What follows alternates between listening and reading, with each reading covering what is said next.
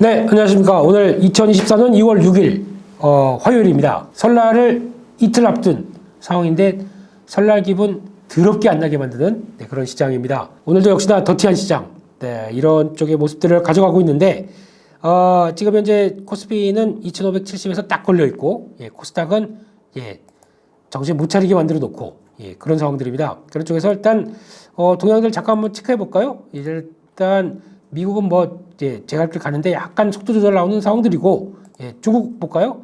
중국은 이게 뭡니까? 밑으로 쭉쭉 뺐다가 좀 약간 좀 자리 좀 버티나 싶긴 한데, 이거는 중국 정부가 이러다가 저 역전할 것 같아요. 상해종합지수 2700, 저 2570, 조금만 힘내라. 이제 중국 제껴버리자 이런 마음으로. 근데 중국이 이러면 우리도 영향을 미치니까 그게 문제죠. 홍콩 증시 홍콩 증시 이쁘네요. 턴하기 시작하다 보니까 약간 분위기는 나와서 다시 한번 5,400 중반대까지는 좀 가졌으면 하는 바람으로 그렇게 보는 상황들이고요. 그런 상황이다 보니까 환율도 지금 추이는 1,330원으로 기록하고 있네요.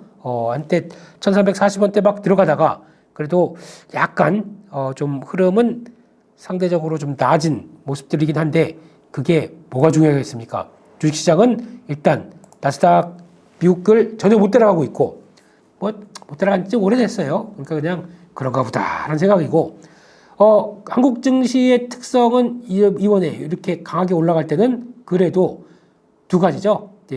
10년물 국채금리 미국에서 그리고 또 달러 이쪽들이 그냥 약간 완화된 모습들이 나왔었을 때 그래도 금리 인하 기대감들 아니면 유동성의 기대감들 이제 이런 것들이 갖춰지다 보니까 요거 딱 떨어질 때는 한국 강합니다.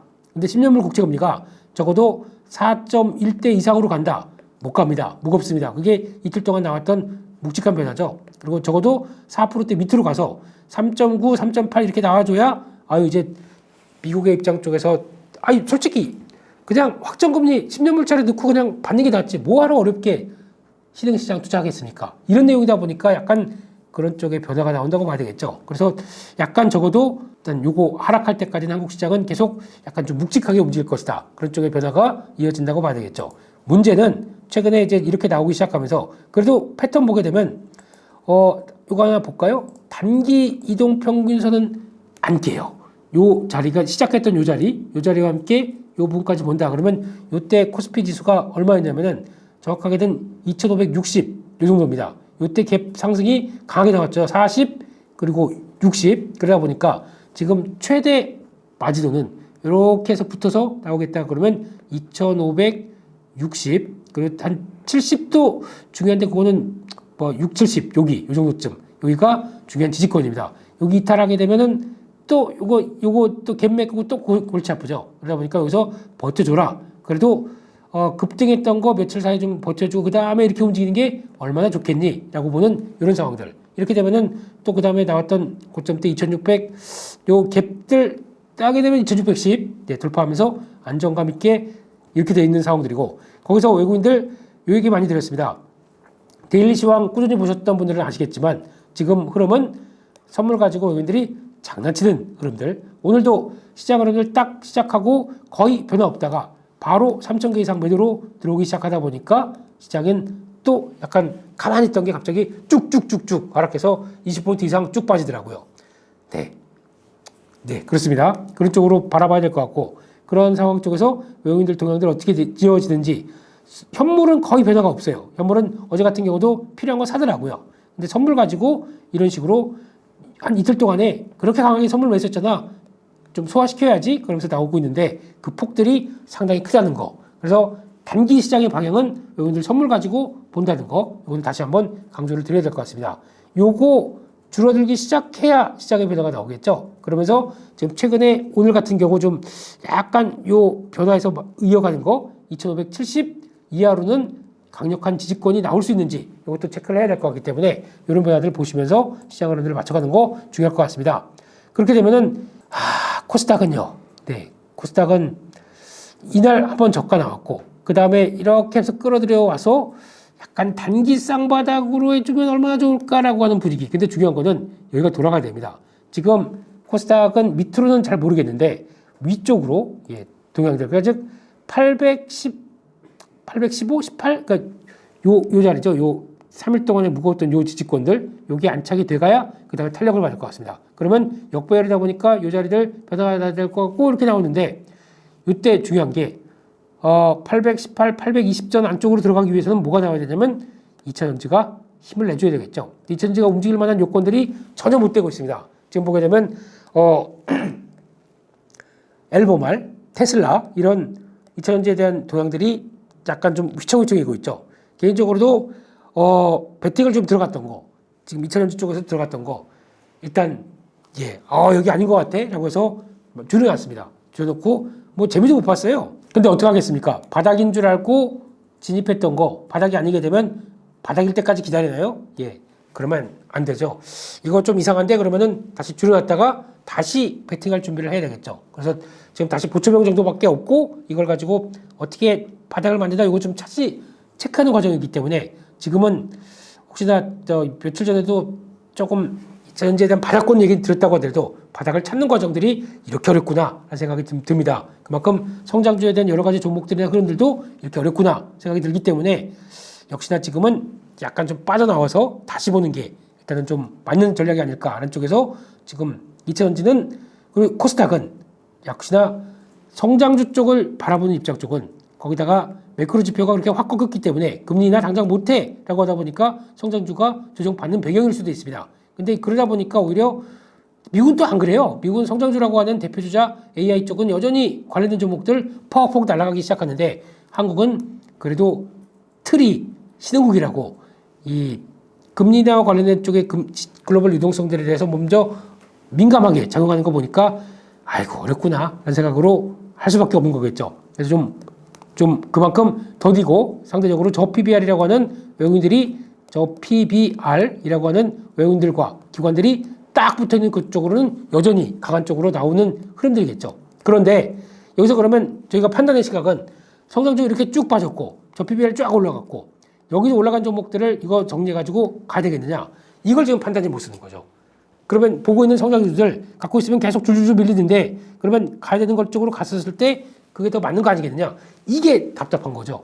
네. 그래도 저 PBR 종목들 물론 여러 가지 정보 의도와 함께 움직인다고 하더라도 여기서 아직 추세 깨진 건 아닙니다. 그렇다고 하더라도 그렇게 올라간 종목들 가지고 아니면 그러면 단기적으로 본다. 그러면은 올라갔던 종목들이 쭉 해서 단기 동평에서 맞고 여기서 지지권 몇 번 보여준다. 이거 들어가는 것도 괜찮습니다. 들어갔다고 하더라도 이게 이탈한다. 바로 나와야 되겠죠. 이런 전략 쪽은 괜찮습니다. 강한 종목들, 주도 종목들 사는 조건은 이게 맞습니다. 하지만 왠지 하기가 싫어요. 왠지 하기가 싫습니다.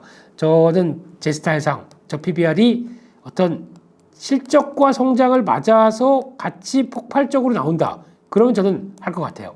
저 PBR은 그러면 당연히 저평가다 보니까 그게 폭발하는 과정이겠죠. 그건 모르겠습니다만 이런 것처럼 아무리 정부가 놔준다고 하더라도 금융주, 금융주에 대한 성장을 찾으라. 뭐 아니면 지주회사의 목적이 뭡니까? 다른 회사를 지배하기 위해서 만든 구조입니다. 지주회사가 성장하는 구조로 간다. 성장하는 상장 자회사들이 있어가지고 맞춰간다. 그래서 그 돈만 벌어가지고 그걸 통해서 자사주를 매입해서 수확한다. 그게 아닌 지금 대기업들 지주사는 그냥 단순하게 말 그대로 그거잖아요. 지배하기 위한 회사의 정격들인데 뭘 성장을 얘기하겠습니까? 저는 혹시나 대응하신다고 하더라도 뭐 잘하신 건 좋겠지만 저는 여전히 처진 성장주를 보겠습니다. 그게 여전히 지금의 전략이고, 근데 이러다간 저처럼 이제 울컥울컥 해요. 자꾸 틀려가지고. 그런 거보다는 지금은 오히려 이쪽으로 다 몰아가기 때문에 나왔던 수급이 쏠리다 보니까 상대적으로 수급이 압박 들어온 성장주를 저는 더 보겠습니다. 그게 더 맞다고 생각이 들어서 그렇게 가도록 하겠습니다. 울지라도 거의 가서 울겠습니다. 그러면 어떤 시가총액 상위 종목들의 동향을 살펴보게 되면 오늘은 그래도 예의상 지금 하이닉스가 올라옵니다. 그런 쪽으로 보고 있고 현대차도 안 빠집니다. 또 올라오네요. 와, 셉니다. 현대차 그냥 조정받고 나 쉽게 보지 말어. 그러면서 위쪽에서 계속 움직입니다. 단기 평균선도 또 안 닿습니다. 그만큼 강력한 거죠. 지금 갖고 있어 보신다고 하게 되면 갖고 있어 보실 수 있는데 제가 보기에는 관리하시면서 보는 것도 어떨까라는 생각이 들어가지고 근데 나머지는 끝까지 가셔야 됩니다. 이탈할 때까지 그게 맞다고 봐야 될 것 같고요. 그동안 강했던 쪽에서 삼성물산은 약간 이탈합니다만 그렇다고 해서 아직 추세 이탈한 거 아닙니다. 단기 종목에서는 딱 지키고 지지하고 있습니다. 그 밖에 오늘 KB금융, 금융주가 또 강하네요. 금융주는 거의 또 하루 조정받았다고 또 살짝 올라오려고 하고 있고 지금 흐름 보게 되면 시세 중심은 여전히 코스피 쪽에서는 저 PBR 관련된 종목들, 금융 쪽, 자동차, 그리고 또 지주회사도 힘을 내기 시작하는 것 같아요. 그쪽이 일단 주도다라고 볼 수 있을 것 같고 코스닥 쪽에서는 말씀드렸던 2차전지 못 따라옵니다. 못 따라오는 가운데 엔캠은 포기. 캠은 이 정도에서 제가 왜 포기를 드렸냐면은 증설로 인해서 효과가 얼마나 나올지 모르겠습니다.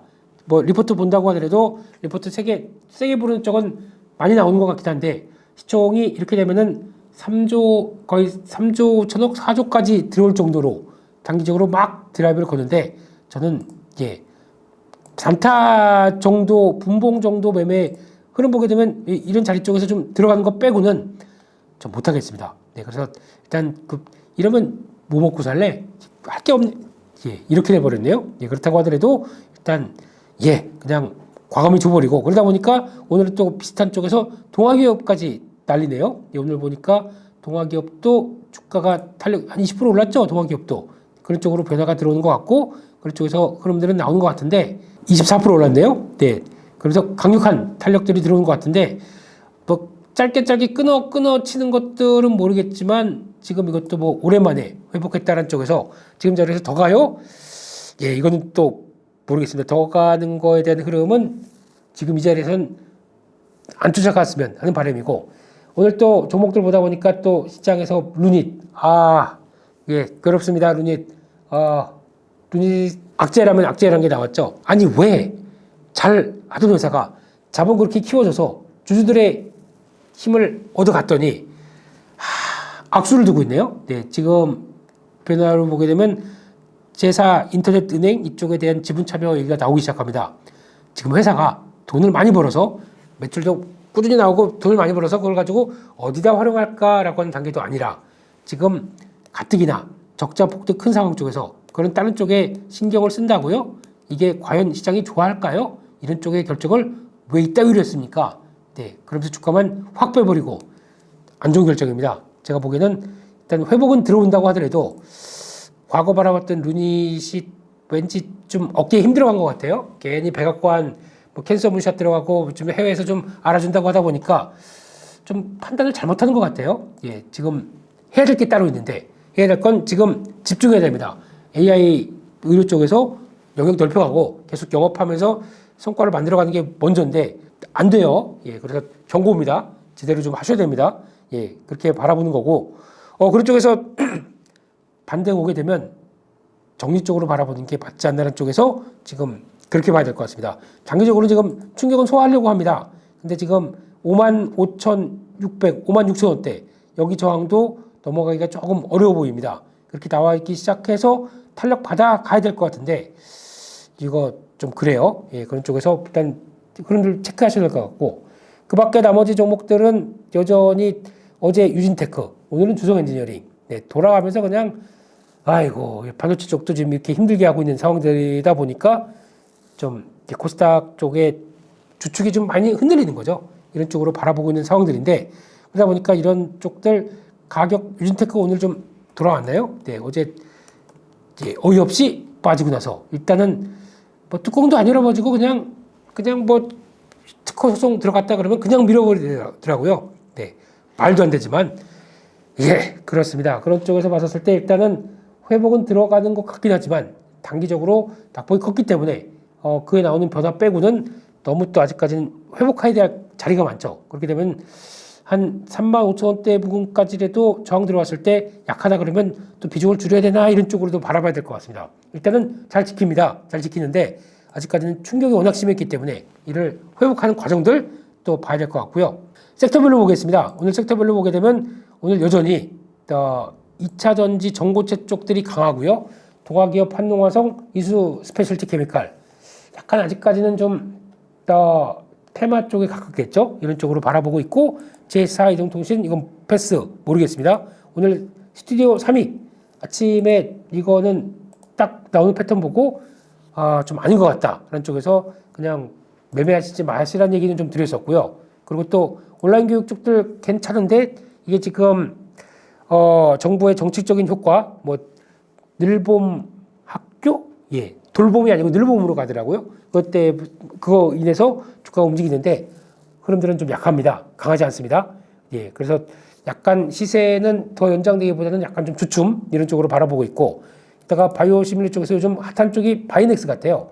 바이넥스 계속 수급하고 같이 받쳐주면서 움직이는 종목인데 일단 여기 안착을 해야 됩니다. 그런 쪽에서 약간 묵직한데 최근 들어서 한올바이오도 오랜만에 좀 이렇게 많이 빠지다 보니까 돌렸고, 그리고 또 알테오젠도 자리 흐름들 나쁘지 않은 것 같고, 와 열심히 그냥 지지하려고 하네요. 제가 보기엔 셀트리온 이것도 주주가치 쪽에 맞는 종목인데 왜 이렇게 못 가나 싶긴 한데 아직까지 이탈한 거 없습니다. 이런 거 이탈할 때까지 봐야 되겠죠. 이탈하게 되면 관리를 해야 되겠지만 지금은 여전히 관심적으로 봐야 될 것 같고, 그 밖에 종목 중에서 보령 이것도 한 며칠 많이 빠졌습니다. 많이 빠졌는데 흐름은 아직까지는 여기 재차 테스트가 들어올 수 있을 것 같고, 그런 쪽에서 여전히 좀 흐름들 관망 쪽으로 봐야 될 것 같고요.